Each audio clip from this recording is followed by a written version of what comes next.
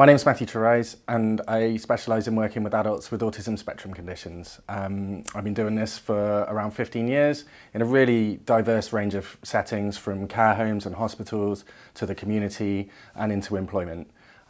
Since it was commissioned in 2009, I've worked in a specialist NHS autism diagnostic service in Bristol to help develop the service, and working in partnership with mainstream services to increase their confidence and accessibility for people with autism.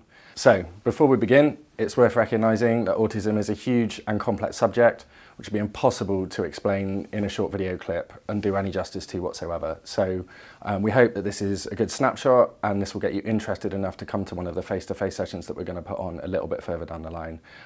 It really should, because it's super fascinating and more important than most people in the world have even begun to realise, which we'll get into at a later date. So by definition, autism is a neurodevelopmental condition that affects how a person communicates and interacts with other people and the world around them.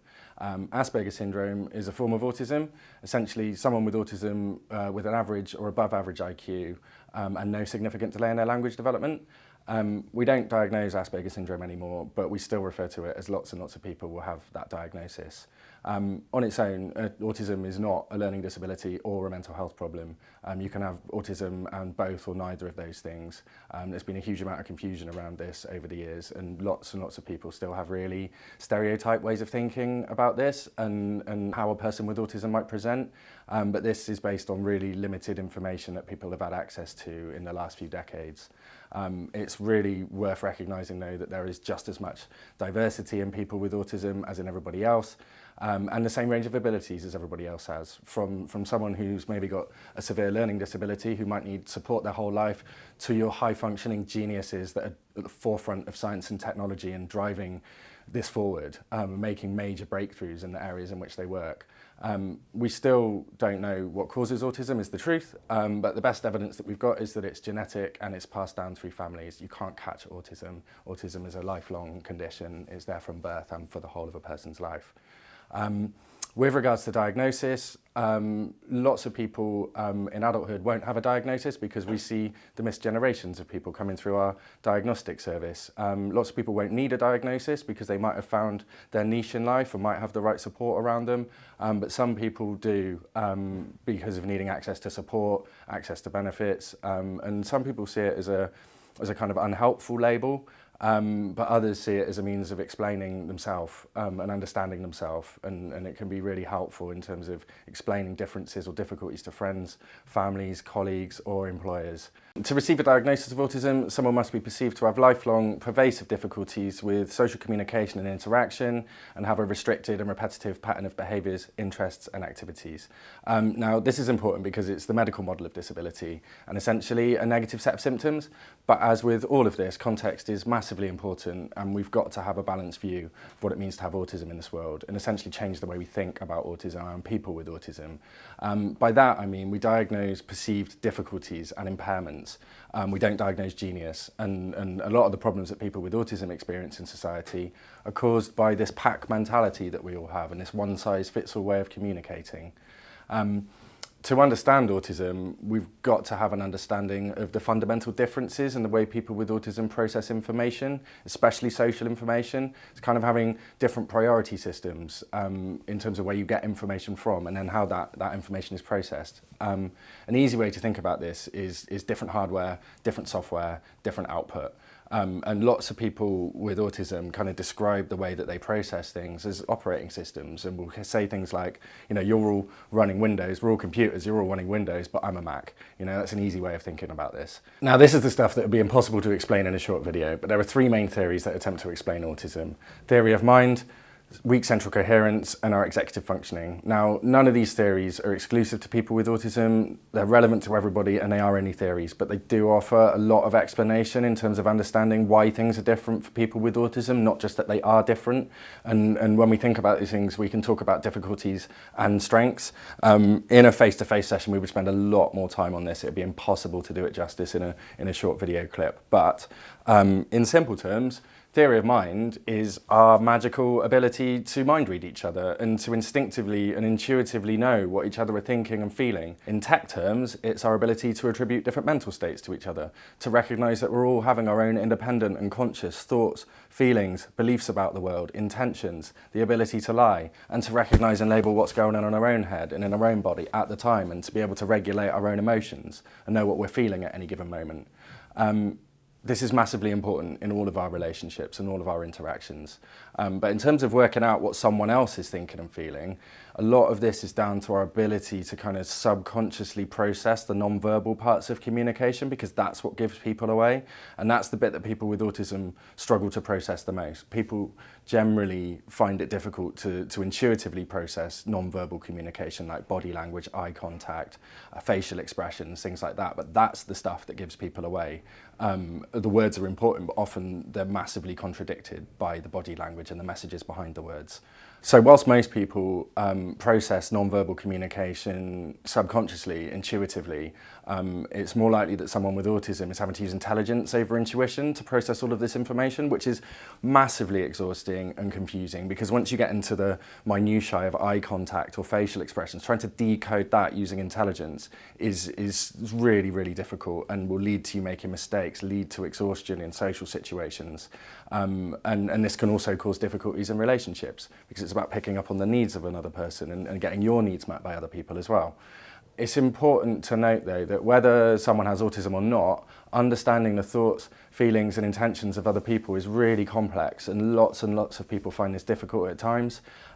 But having clear and effective communication systems can go a long way to alleviate difficulties with this. It's just that in British society, we don't tell each other what we're thinking and feeling. We kind of say everything but what the problem is, and we say we're fine when we're not fine. So if you're only listening to the words are telling you that the person is fine, when actually their body language and their facial expressions and tone of voice might be completely contradicting that information.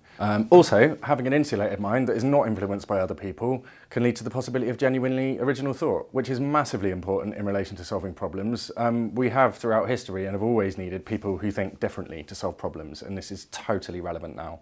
The way people process information will vary greatly from person to person, but in general, most people tend to see the whole of a situation, the big picture, get the gist when being told something verbally.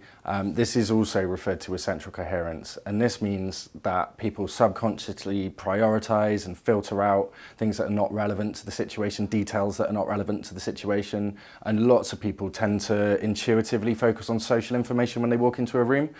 Without having to think about it. So when you walk into the pub, you're generally going to check out who's in the pub rather than looking at the pattern on the carpet or the light fixtures and fittings, because it's just not relevant to the situation. But there are also times when you might miss important details because you're too preoccupied with the big picture stuff. In contrast, people with autism are said to have weak central coherence, which is all about having a detail-focused way of processing information. This can be massively advantageous in certain situations, such as spotting details that other people miss, spotting flaws in systems or patterns in things that other people don't see, but it can also cause difficulties in others, such as being distracted by small things in the physical environment when trying to focus on a task. Lots of people with autism just describe being bombarded by all the details when they walk into a room and then actively having to prioritize what's relevant and what isn't. So, for example, in a classroom situation, the kind of big picture is the teacher trying to teach you something, probably verbally, which for someone with autism won't be their preferred method of communication, but also you've got lots of stuff plastered all over the walls, and you've got background noise, and you've got other kids moving around. So it's really easy to see why someone with a detail focus might be distracted by these tiny little things and then have a difficulty focusing on the big picture, which is the lesson and kind of what you're being taught. Executive functioning is the name given to the thinking processes in the brain, and sometimes this is referred to as the brain's chief executive officer, like in a business. And essentially the executive functions are a set of cognitive skills to help you get things done. So people who have executive functioning difficulties might find it difficult to do things like planning and organising and prioritising. Some people find multitasking tricky or get overloaded when given multiple tasks to do at any given moment, so need things to be done in a clear sort of order of priorities. Some people have difficulties with sequencing, so getting the order of things right. and might need verbal or visual prompts to assist with that. And finding unexpected changes difficult to cope with or anxiety provoking is common. And this is the bit that most people can relate to though, and this is why people need routine and structure in place. Find it helpful to write lists and use diaries and have visual representations of time.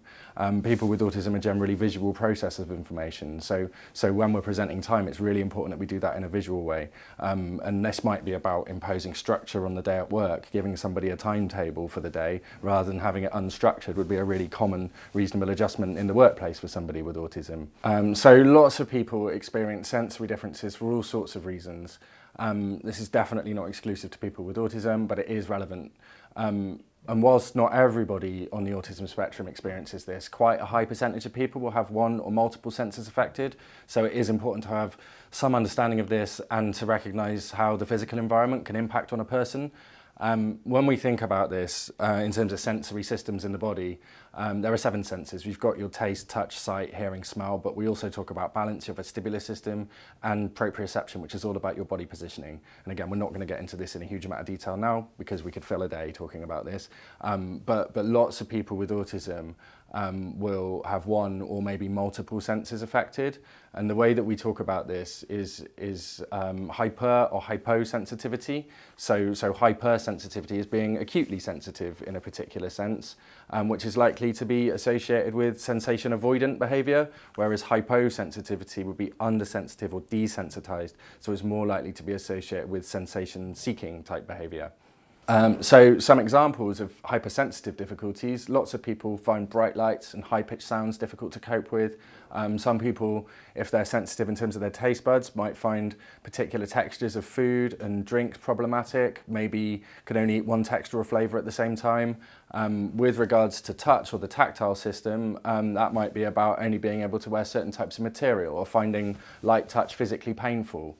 With smells, it can be about certain smells being repulsive. Often it's perfume and aftershave and cleaning product type smells that people find difficult to process. And then with hyposensitivity or being undersensitive in senses, with the tactile system or touch, it might be that some people have a really high pain threshold, so injuries go unnoticed. Or in contrast to someone who's acutely sensitive to sound, it might be someone that doesn't pick up when the fire alarm goes off and everything's kind of dampened down a little bit. Or someone that doesn't notice temperature changes and has difficulty regulating their body temperature. It's important to note though that this is a really basic overview, and it's impossible to give sufficient explanation of autism, cognitive differences and sensory differences in a really short awareness video. So when I do longer sessions, I spend a lot of time focusing on this to give people a comprehensive understanding of how it actually works in real life and strategies to overcome difficulties. So I would suggest that any organisation wanting to recruit or retain staff with autism should probably be booking in a half-day or a full-day training session for key personnel, especially kind of HR and line managers, to give people a much better understanding of the needs of people with autism, the strengths of people with autism, and some of the difficulties that people with autism might experience in the workplace.